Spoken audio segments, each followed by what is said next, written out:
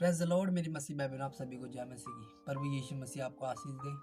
और प्रभु यीशु मसीह का वचन कहता है, पहला शमूएल और हन्ना की प्रार्थना, कैसे हन्ना प्रार्थना करती थी।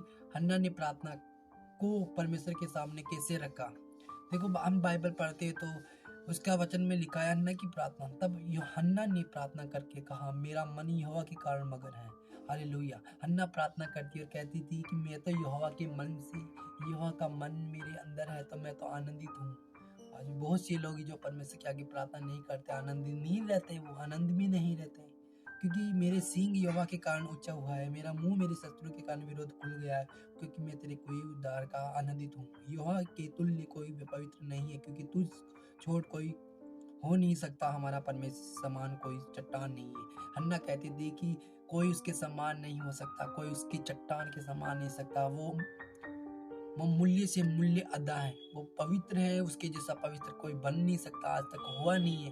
तो पर उसने हन्ना ने कहा कि उसके जैसा पवित्र कोई बन नहीं सकता, उसके तुल्य कोई हो नहीं सकता, क्योंकि यहोवा ही है जो पवित्र है। हन्ना की प्रार्थना सुना।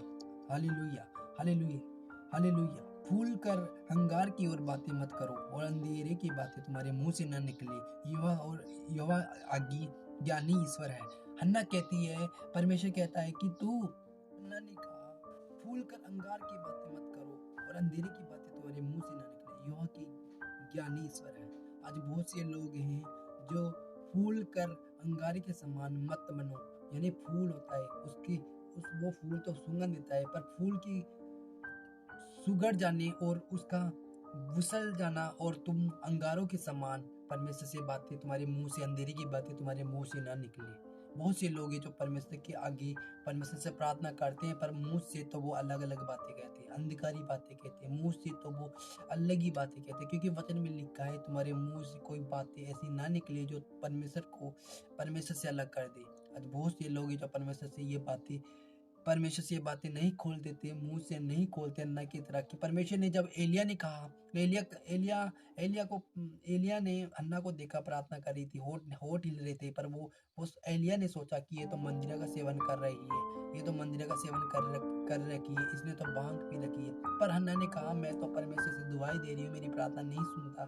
पर उसने कहा कि तू दुआई दे, तेरी प्रार्थना जरूर से सुनी जाएगी, तू जो बोलेगी तेरे लिए हो जाएगा। बहुत सी लोग हैं जो परमेश्वर के सामने अपनी बातों को नहीं रखते, अपने मुंह को तो नहीं हिलाते, अंगीकार नहीं करते, पाप में बिताए रहे हैं, संसारिक चीजों में है, कई ऐसे विरोध में, पाप में हैं, जो उनके अंदर बहुत से अंदर अंदर पाप रहता है। क्योंकि उसका कारण आपको पता है कि हन्ना ने बहुत सी प्रार्थना की, उसकी प्रार्थना नहीं सुनेगी। हन्ना रोज रोती गिड़गिड़ाती परमेश्वर के सामने आती, कहती कि परमेश्वर तो मेरी प्रार्थना नहीं सुनता, नहीं सुनता, नहीं सुनता।